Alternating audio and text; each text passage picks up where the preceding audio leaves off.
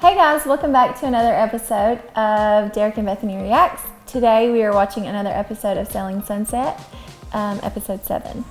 Oh yeah! Rock on! All right, what we do is we watch television shows and movies that have real estate in them. We watch these shows, we react to these shows, and tell you what our thoughts are as a professional realtor and as a realtor's wife. Doesn't really hit the points I had envisioned, and I'm putting a lot of faith in you, so I'm a little frustrated that it's not as close to work as we had discussed.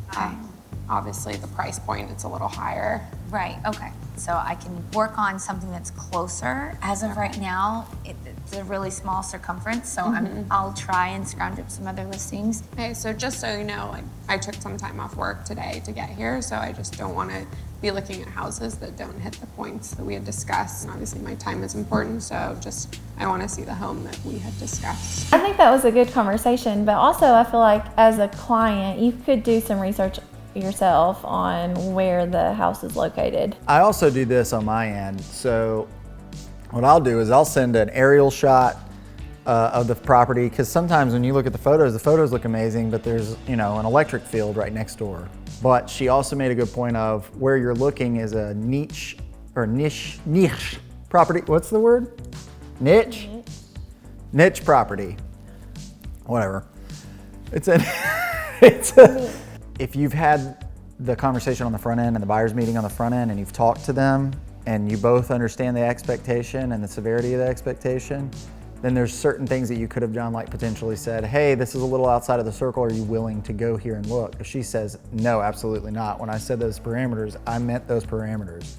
Whereas some people are not like that. So what she did is she looked through the properties that were in that, what she basically called a very small circle, circumference of where the client is looking, and said basically, look, it's not that I don't want to show you those properties, it's just there's not a lot of properties in that area for sale right now. So what I'm doing is trying to expand your search just to see if you're willing to do that and don't want to miss out on a property that you may love for your client or you may love as the client, just because you didn't want to go outside of that circle. Oh, Krishal, but I'm actually getting a listing we got the listing. We're just going to put it on the market in 2-3 weeks on a corner of Queens and Sunset. Oh. Like literally right here. You can see WAG and the office. We're going to list it 4795.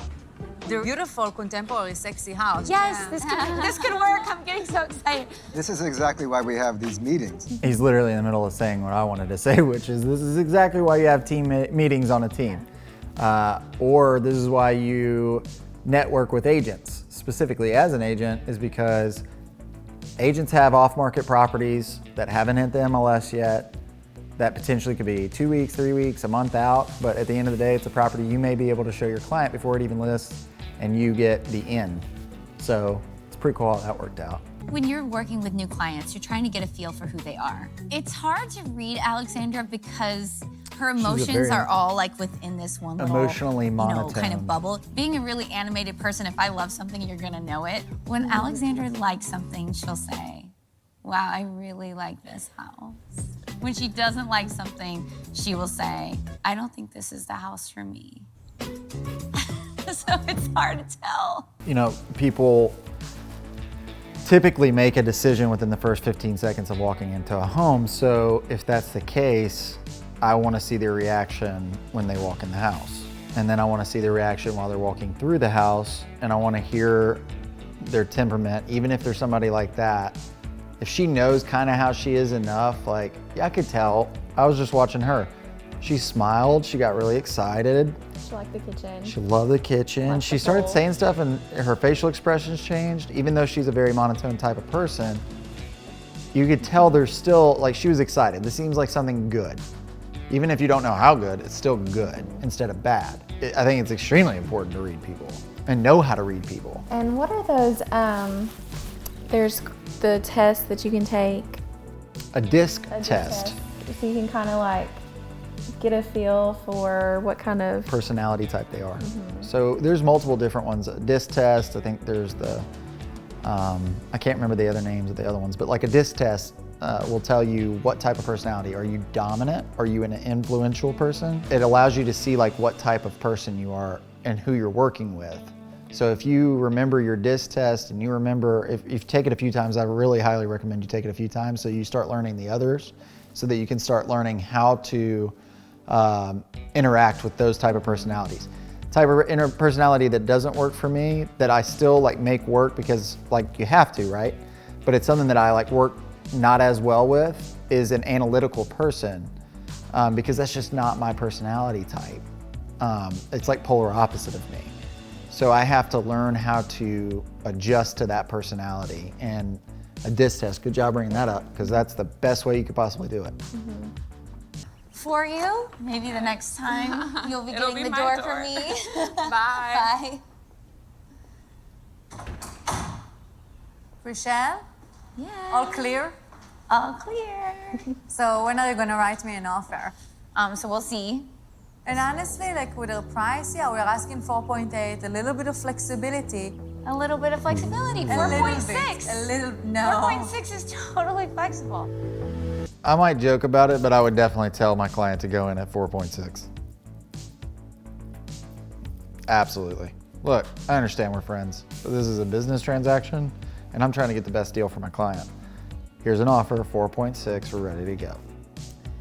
What would you do? I think so too. It's not even on the market yet, so you got to think about that too. And you know, you still have a little bit of time to negotiate and to talk about, you know, if they want to come back and counter or whatever. Yeah, especially if it's 2 weeks. I go, hey, look, she said there's a little room in negotiation. I don't know how much, but why not go for 4.6 and see what happens? Yeah. You never know if you don't ask. Yeah. That's awesome. Hey, girl, hey. Potentially 4.6. Is that your best and final? Yeah. 4.6 is the highest you can go. That's best and final. Are you sure it's All our best cash, and final? All cash, 20-day closing. I know. 4.6. Just saying, that's pretty good. Let's see what my client says. Rachel? Hi, Maya. So her client did come up to her best and final, and she's offering 4.6. You think this is the best we can do, Maya? I don't know if I can get you the same if we go on the market, but just from experience, the first offer is usually always the best offer. I do think it's a very good one.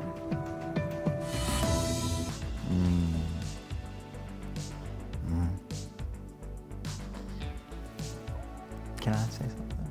Yeah. I don't know if I agree with that. Now, I don't know that market. Yeah. I mean, I don't sell $7 million homes. I don't sell $4 million homes. And I don't sell in LA. So I'm not sure. But from my experience, if you have a property that's off market, haven't even listed it, haven't tested the market, haven't tried to get the asking price that you're asking, and they come in at 4.5, you have no idea what the best offer is yet. You haven't tested the market. What if you get 5 offers all within the same hour? I don't know. And then the best one happens to be the 5th one that came in. Yeah. I mean, last minute. I just feel like that might not be true. But it's also, again, caveat, Yeah. I don't sell in that market, so that might be true there. Yeah. I think so too. She talked about cash offer. True. The reason why cash is so important is because your appraisal contingency is waived because there's no bank involved. You have cash. You show proof of funds, you can buy it. Cash at 4.5, the reason they went low is because they have all cash. I didn't realize that on the front end, by the way. Cash offers are typically lower, but for them to get up to 4.6 on a cash offer is actually not bad for that size property. So it may be that that's the case. I don't know. There's lots of things that go into it. We have a problem. What? Don't scare me. What? I can't get into the house, and the house manager's not here. What do you mean you can't get in? I don't know. Maybe they're in there and they I just don't know. like That's, don't know. that's what I tried. I You was tried like, knocking on the banged? door. Yeah. Hello. Uh-oh.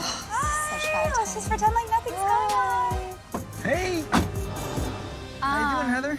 Good to see you. You too. Thanks for coming in Well, to show me thanks this for house. coming. Hi, how are you, Christine? Roger, hi, So nice nice to to meet meet you. you. yeah. All right, so I'm excited to see this house. Heather's been saying a lot of good stuff about it. Yeah, we have a little bit of a problem right now. The house manager that was supposed to unlock it Okay. is running behind. I'm trying to get a hold of my client, but he's in Europe. Do you know how much longer he will be? I'm not sure. I'm hoping he's just running behind in traffic. So really quick, sorry. You take the ownership, say this is my fault, and go. And it just is what it is. Eat it. Call it a day. You should have had some type of code, some type of lockbox, or some type of something. Did she let them know Yeah. that she was showing the house again? I just feel like there is a way that you could have made that work. There's always got to be a backup plan. When you have a listing, you always have to have a backup. So I feel like if she sells properties in this price point, that she should probably have it figured out. I think the other agent's going to be very upset. I can't remember her name, but she's going to be very... We probably should study their names. Yeah, probably. So tonight, like when we go to bed, can we just like sit in bed and have a Yeah, list and go yeah. through them? Can you quiz me on them? She's probably going to be super upset with her. Yeah. Because this is her... how? That's Dr. Sai. $5 million house that she's trying to sell. Yeah. It makes her kind of look incompetent too, because she got him here and... It's like, hey, I already have this set up, but now it looks like I don't have this set up. And yeah, so thanks for driving all the way out here. I appreciate it. Yep. Was that realistic? I feel like there were some realistic points in it. Yeah. I think there was a couple things. Typically, yeah. I mean, it was pretty realistic. I just think that there's some things that it's the drama of the show. I think that ending was pure drama filled that probably wouldn't have happened quite like that. But other than that, I mean, the majority of it, I feel like there was a whole lot in this episode that happens. You don't typically go back and forth on a phone call with your client and then the person selling a house and their agent right in front of each other. But because they're on the same team, it was cool that they got to do that, I thought. That was pretty neat. Yeah, I've never had that experience, so it's pretty cool.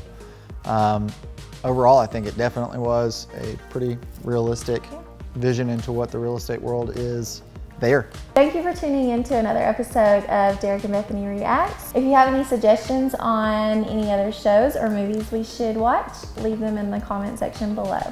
Bye. See you guys.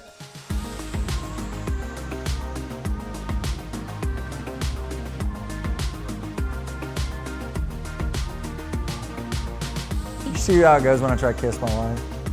She goes like this. Y'all I'm in my space! Okay. Like, what am I supposed to sit like a proper English woman? So what if I was the one that told myself to put my arm around you? Places. No, well, this is fine. He said it's fine. What's the problem? I'll just sit like this. We'll switch places. Scoot over. It's gonna mess up the dynamic. He's the one that wanted me to It move. doesn't matter. Scoot Why are you mad at me? over. Why are you looking at me like I'm the weird one? I'm not. What in the world? I'm not. Do you not like me anymore? Oh my gosh. You're so pretty.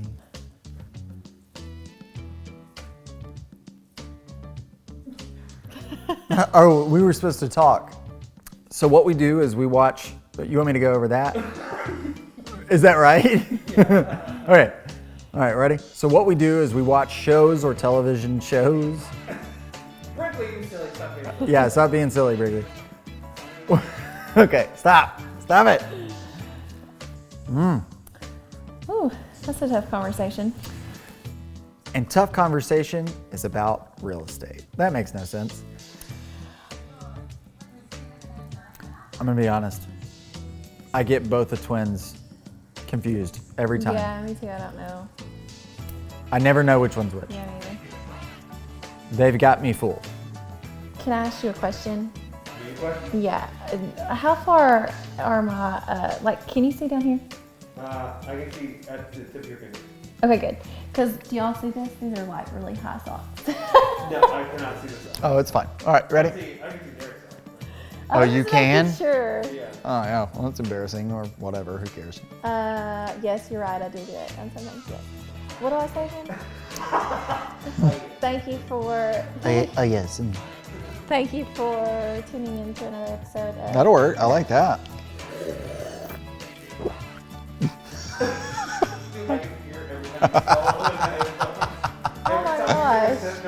Babe, it's fine. Okay. What did I say? I messed up.